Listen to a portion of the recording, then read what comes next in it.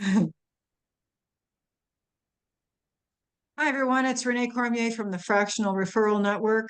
Today, we have Jeff Epstein talking to us about branding and positioning. So Jeff is a fractional product manager with more than 20 years experience helping B2B companies close more business more quickly by sharpening their go-to market readiness.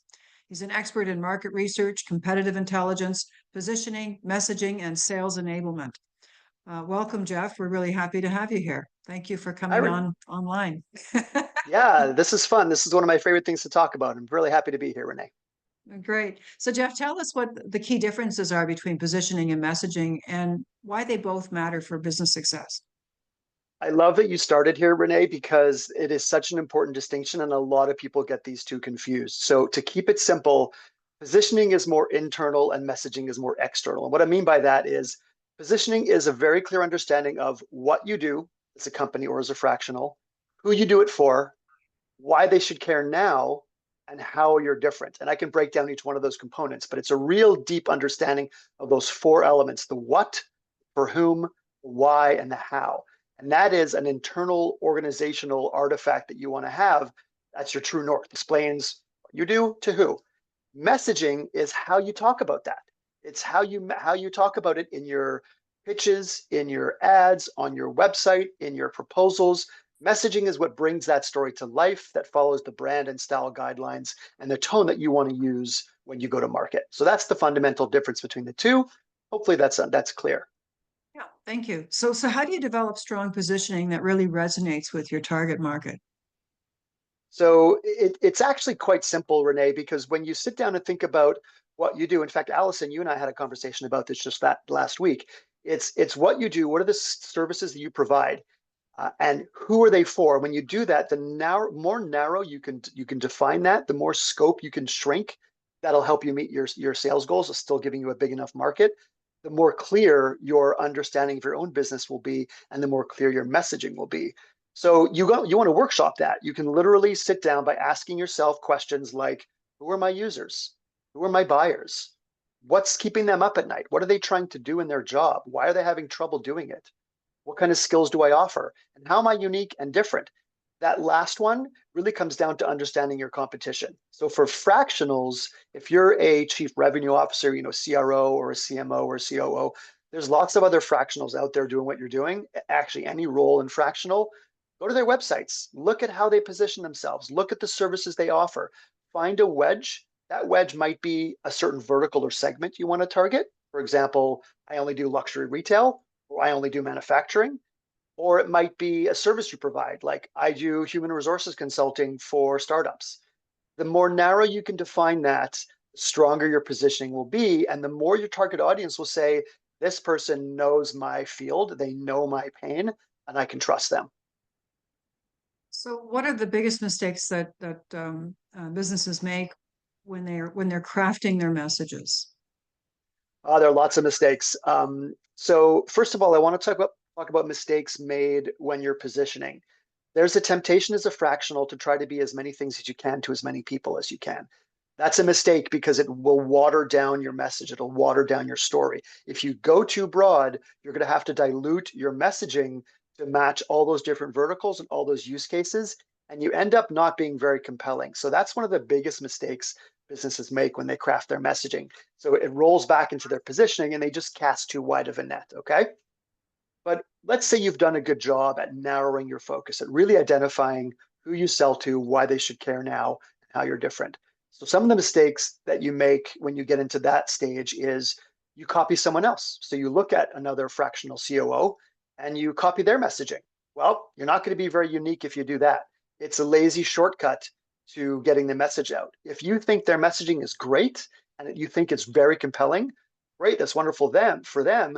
But if you copy it, it's going to water your own messaging down. So push yourself to find your own wedge, your own conversation angle that's a little bit different. And that difference doesn't have to be about the services you provide.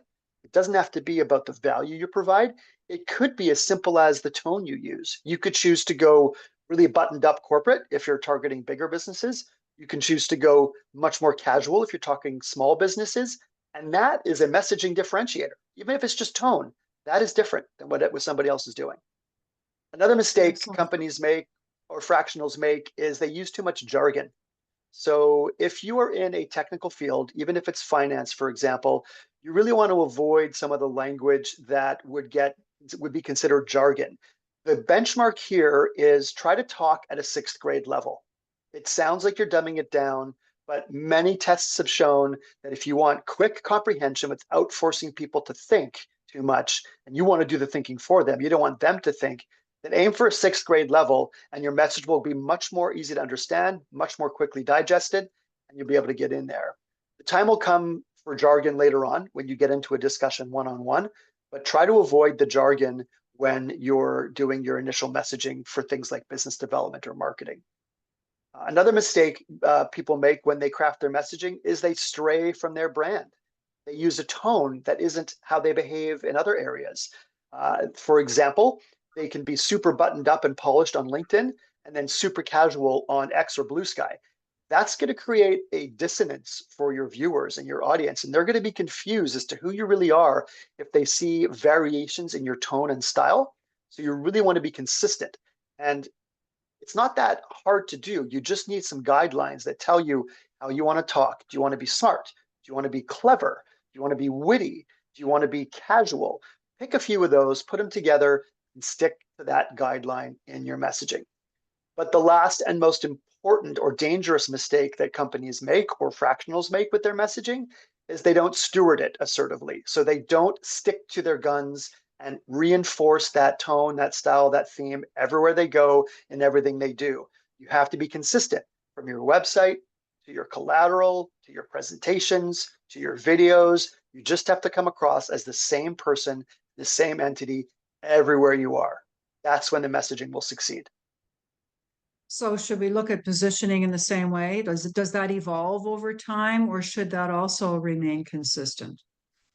That's a fabulous question, because there is this perspective that once you position, you should be locked in, and like, why would you change that?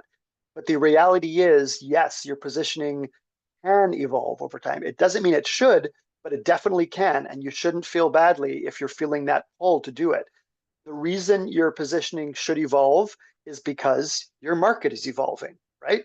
Maybe the needs have changed. Maybe the pains have shifted. Maybe there's new competitors in the spectrum that you hadn't seen before. Maybe this tool called AI has come along and threatens your core work. Well, you need to understand what those market factors are, competitors, different pains, different needs, and you need to adjust your positioning accordingly. Ideally, Renee, you don't want to move your positioning more than once a year, but it could be that often. Now, it can Is also change if you want to expand your target market, who you want to reach, right? Let's say you've exhausted the small business, the floral market. That was your goal. That was your market that you wanted to target, and you've nailed it. And now you want to expand it to another vertical. Well, your positioning has to change in order to fit those new target markets or focuses. Are there any telltale signs within a company that, like, we better change our position, other than a magnificent drop in sales So and hate typically mail? the Well, yeah, that's right. Well, the hate mail isn't necessarily a bad thing. It just means you're actually clear on what you're saying, and you've pissed some people off, but hopefully you've attracted others, right? Obviously, there's a fine line there. You don't want people hating on you, but it's okay if somebody says, "I don't think you're for me." That's actually okay, because if you take that to its logical conclusion, if somebody thinks that you're not for them, but you get into bed with them and you do business anyways, there's risk in that, and one of you is going to want to fire the other person at some point if it's not a Yeah. good fit. So, but back to your question about what are the telltale signs of your positioning not working. So for fractionals, it's pretty simple. If you're not getting leads, if you're not getting referrals, and you're not closing business in the target you set for yourself, then your positioning isn't doing what it should be, right? So maybe you've targeted too narrowly or maybe too wide, but you want to relook at who you're going after. You want to sanity check that you understand their pain points. And by the way, Renee, it's not that hard to do that, and you don't have to get statistically valid about it.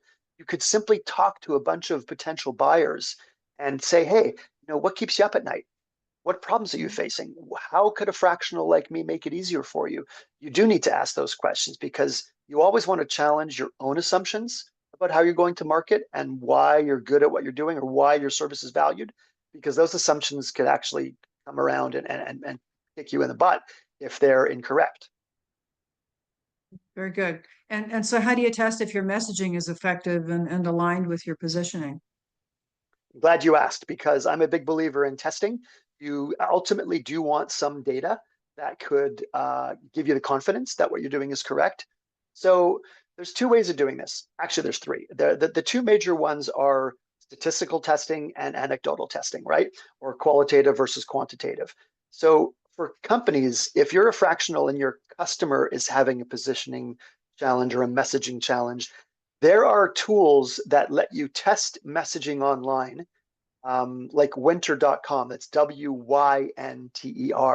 And what they do is they actually solicit participants or respondents in your target market to give feedback on the messaging that you want to test. So you'll get real live buyers and users responding and saying, that resonates with me, that doesn't, I like that, that doesn't work. And so that's a great tool for companies. For fractionals, that quite doesn't scale as well because we just don't have the reach. So for fractionals, there are two ways that you can test and validate in a pretty manageable way. One I already hinted at. That's the conversations you want to have with your customers and your prospects. Whenever you're engaging with somebody, whether it's via texting or a phone call or a video call, you want to outright ask them if you think there's alignment between what you're bringing to market and what they're looking for.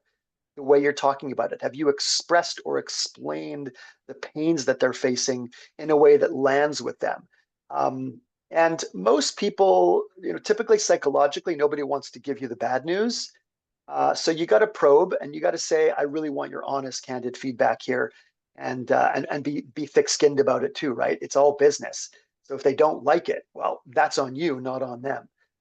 And the other way to test it is have conversations with adjacent fractionals who may be in a position to refer you. So here's an example. Allison is a fractional revenue officer. I'm fractional product marketing.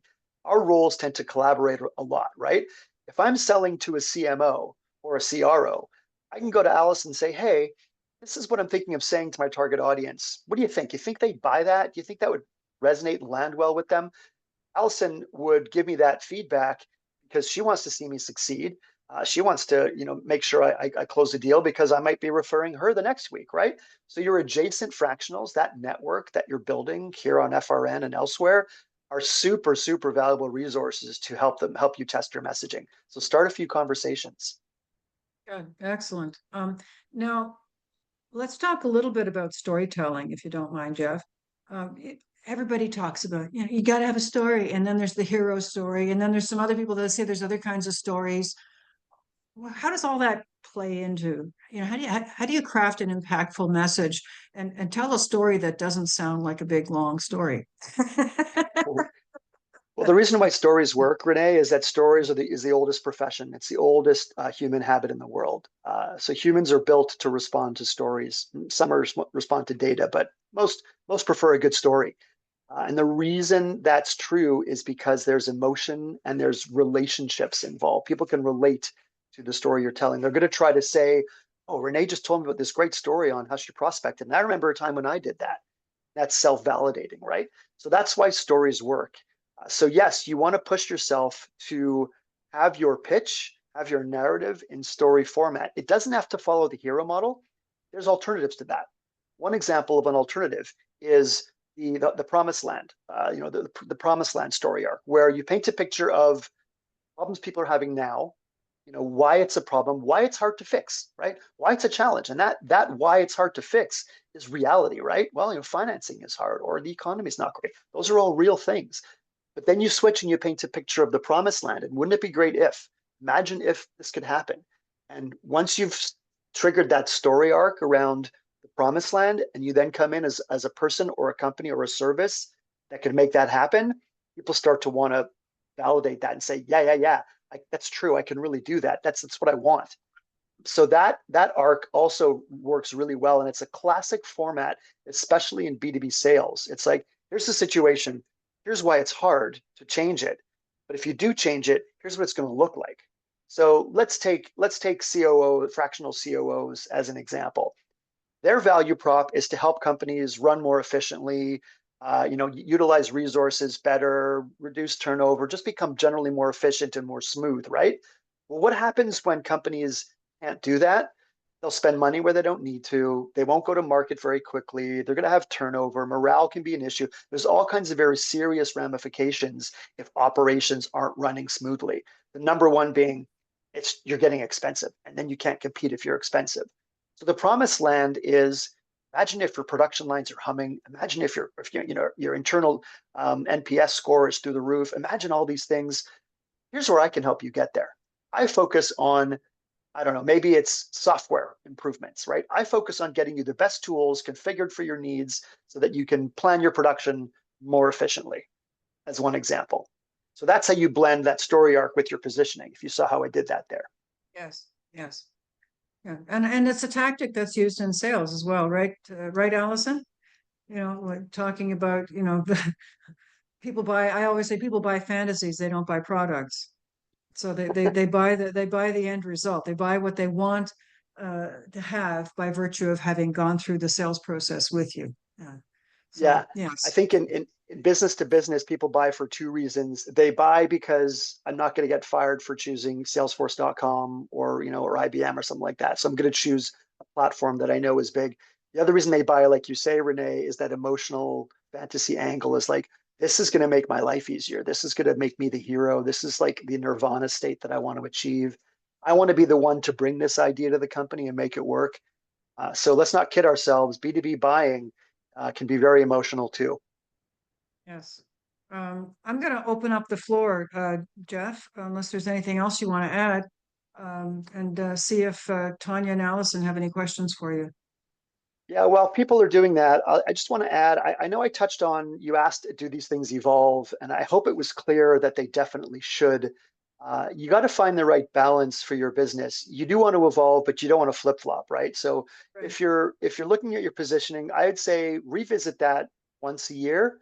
For your messaging, maybe a couple of times a year. You want to give things a chance to take in the market and to have enough time to get that feedback, whether it's qualitative or quantitative, that it's actually doing or not doing its job. So you could feel an impulse to want to change because you saw another website or you heard another fractional give this great pitch. Just be a little careful of how much you do that, because the last thing you want is your audience to see you as fickle and inconsistent, right? That's important too. Yes. Yeah. Question Allison? for Yeah, you, good. Jeff. So I want to go back to what you said about aim your messaging at a sixth grade level. So I want to understand, first of all, why sixth grade, and what kind of messaging are you talking about? Messaging that you would put on LinkedIn, or your corporate kind of brochure or your website. What type of messaging are you referring to? I'm going to answer that in a few ways. So first of all, it's all your messaging, Allison. I mentioned that you want to be consistent in your tone and your style and your messaging wherever you're producing. So it might be your face-to-face pitch or a LinkedIn post or a podcast or web copy. It should all feel like it's coming from the same person, right?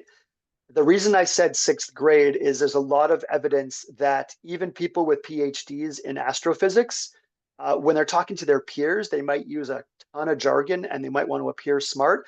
But when it comes to comprehension of new ideas, the simpler the better, right?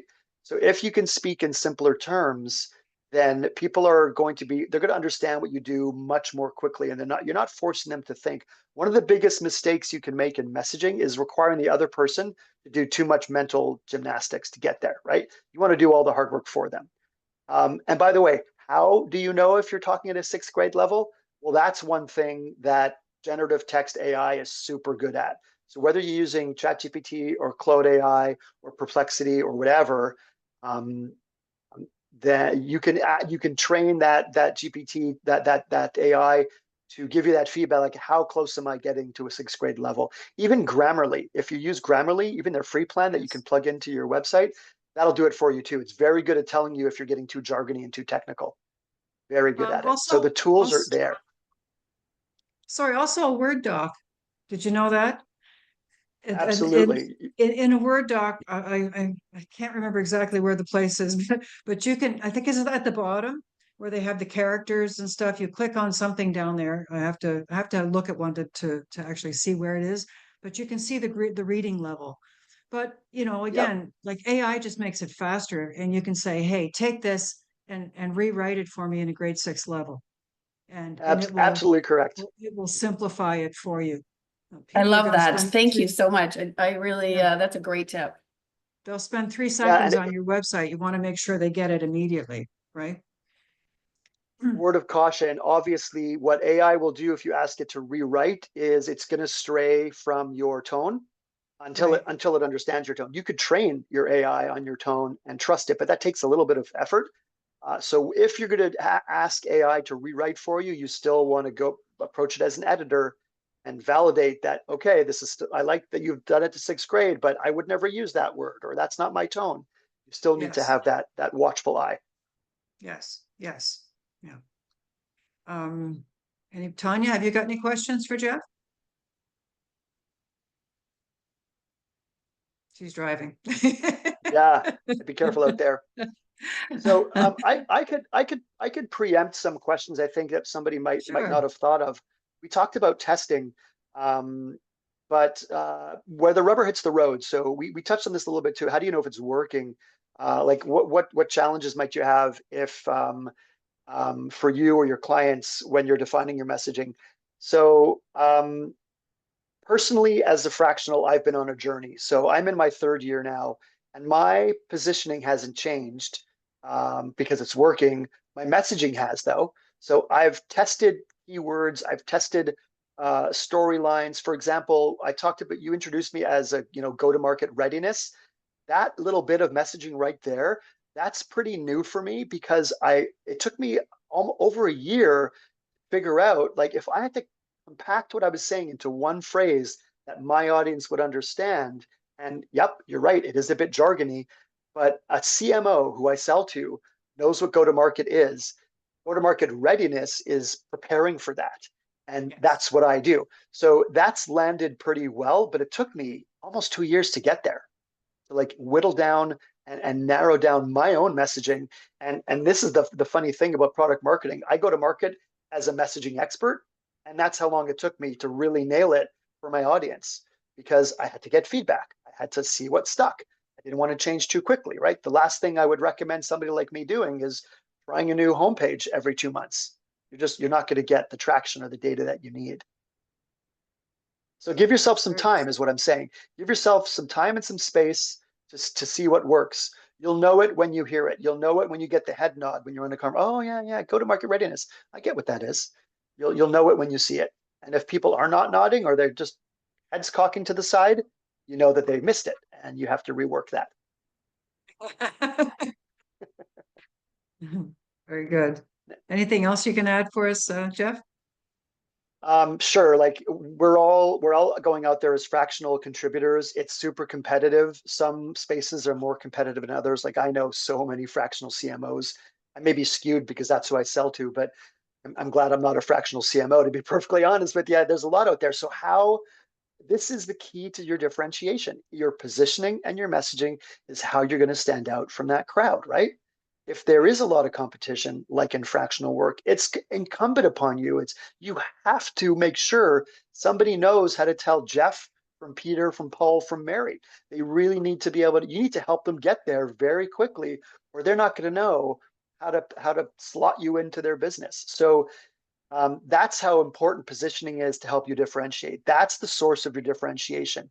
Your positioning and then your messaging is how you're going to differentiate, right? Sure, there's service. Of course, there's your billing and how you engage with people, but that's all part of your positioning too, when you think about it, right?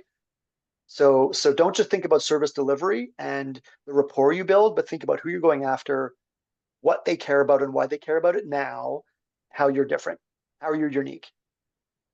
So what 3 steps could fractionals take to refine their positioning and their messaging for client acquisition? Great. Okay. So this is going to be a bit repetitive, I think, because I think we've touched on a few of these things. But if I were to boil it down to 3 things you have to do to get it right. First step, narrow your target market focus as much as you can, right? go after as small of an audience as you can that would meet your revenue goals. Okay. The narrower your focus, the clearer your messaging will be, because you'll understand the language of that particular user. Maybe you're just going after florists. Great. Speak the language of florists. It just gets a lot easier when you know exactly what your audience is. Your biggest mistake is trying to be too many things to too many people. That's one. The second one, like I said, is literally ask your customers and your prospects if your messaging makes sense, if it fits them. You get it? You know, when I said to you, GTM readiness, did that land? A little jargony. I didn't really know what it meant. Like, they'll tell you. They'll tell you because you're not an employee, you're arm's length. They'll give you that candid feedback. And then finally, the last thing is test, test, test. Don't change too quickly, but test a lot. What's the expression in baking? Measure twice, mix once, or something like that? It's in carpentry. Measure twice, cut once. That too, yeah. So measure twice, 3, 4 times, right, before you cut. Yeah. Yes, there's nothing worse than cutting a board and being that much too short, right? I am the worst at that. I am so not a details guy, and I build garden boxes for my wife, and I always mess it up because I go too quickly. Always. Guilty as charged. Well, that's okay. Anything else you want to add? Anybody have a question? Anybody want to? This is a really great discussion. I wish it could be longer. Let's let's put a little more into this. Sure. So here's a sign that you know if you're doing it right. If you've done a few cycles of positioning and messaging and you think it's working, you're going to train your own brain to identify when positioning and messaging isn't working, right? So your clients, you'll be in a position to go, hey, I noticed that you're saying this on your website, but when I get an email from you, it's like it doesn't sound like it's coming from the same person, right? You can then start to advise your clients on areas that their positioning and messaging maybe need some attention. So that's how you'll know if you're understanding the difference between positioning and messaging, and how to do it properly is when you start picking up on cues from your customers where they might be slipping up a little bit. And if any of your clients say to you, you ask them like, who are you going after for your business? And they'll say anybody with a pulse. Yeah. That's a problem, right? That's a problem. They're all things to all people is nothing to nobody. Yeah. Yeah. Greg Rusak just joined us. He's very late, but he might have a question for you. Hey, Greg. We're just about to wrap it up, Greg. Yeah. But Hello, everyone. Hey again. Have you got a question about messaging and positioning? I got nothing but questions about messaging and positioning. That's why I think Jeff and I are going to do a one-on-one one of these days. Good. Awesome. Hey, Renee, I'll say one thing which I haven't said yet, which is these are all artifacts. You should render your positioning and your messaging into actual documents. It's not complicated. It's 1 or 2 pages. But when you make it an artifact, it becomes part of your business. And if you're bringing on a contractor to do web design, or you're bringing on somebody to write content for you, and you hand them your messaging guide, they'll be like, you just solved half their problem, right? Yes. So you do want to convert your positioning and messaging into true artifacts, because then it's compliance is just a matter of auditing against that. And there's no second guessing. Oh, what did we say? And how do we talk? And what do we position again? So write it down, commit it to an artifact. And if anybody wants, I can provide you with templates on what that can look like. But I recommend heavily that you do that to make it real. Yes. Very good idea. Very good idea. Go without saying. I should have stated that at the top. But it is anything you want to do for your business really should be standardized, right? Otherwise you have random stuff all over the place, and it's not efficient. If Allison wants to go to a third-party agency to do like LinkedIn networking for her, and she wants to do email marketing to targets, if Allison could give them, well, here's my positioning and here's how I like to talk. Yes. You've solved so many problems for that third party. Yes, that's right. Because now your messaging will be a lot more authentic and consistent, right? Consistent with anywhere else somebody might bump into you. Yes. So Jeff, when you're doing your messaging and you turn it into an artifact, so I've got a brochure, let's say, and my niche is marketing, or not marketing, manufacturing. And so in my brochure or on my website, should I be talking about manufacturing as someone who's who knows the world of manufacturing? Should I be putting messaging around my knowledge or expertise in that area? So two things. When I said make it an artifact, what I meant was build a messaging guide for your company. Literally, Okay. you know, the Allison White messaging canvas. That's what I meant by artifact. Okay. Anything you do, like a brochure or a web page or an email template, absolutely needs to lean heavily on that messaging artifact. And for your example, if manufacturing is your niche and that's where your expertise is, 1,000 times yes. Your brochure, your email should say, I'm the manufacturing fractional CRO. That's my expertise. I help manufacturers. People want to hire sales experts and CROs, but they want to doubly hire them if they think they know their own business, right? So if you came from fintech or you came from healthcare, now you want to get into manufacturing, I'm sure you have lots of great skills you can bring in from those other verticals.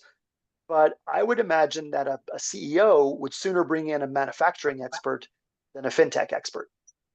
So absolutely talk manufacturing. And that's a great point. That's what I meant by positioning. You've narrowed down your product, your service to that specific vertical of manufacturing.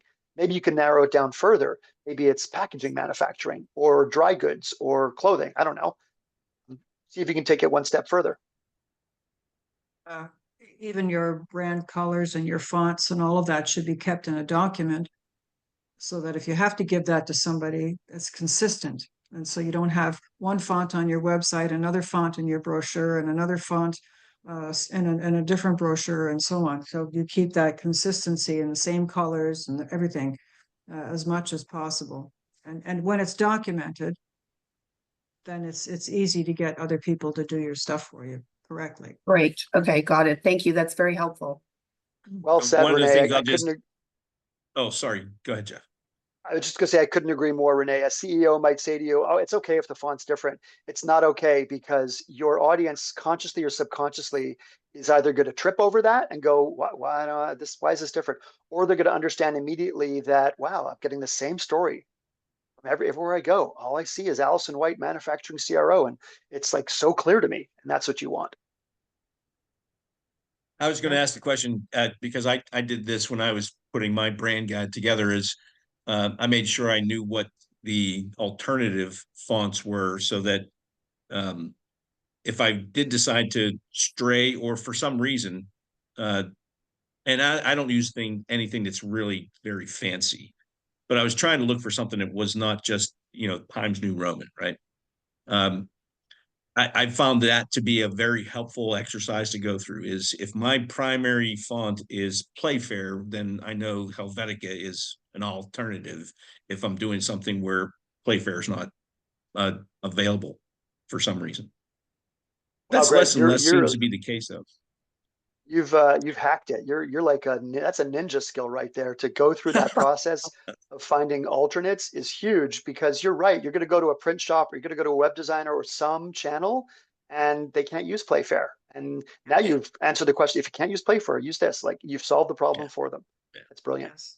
Well done. Yeah. Like Canva, and when you're doing it yourself, even Canva has certain fonts. Your website builder will have another set of fonts. They may look similar, but they're different. And then you do a Word document and that has another set of fonts. And then you put it in a PDF and you lose all the formatting. And, there's all kinds of stuff and so, yes. For the unbelievers or the non-believers out there who think this conversation topic is stupid because really, who cares about fonts?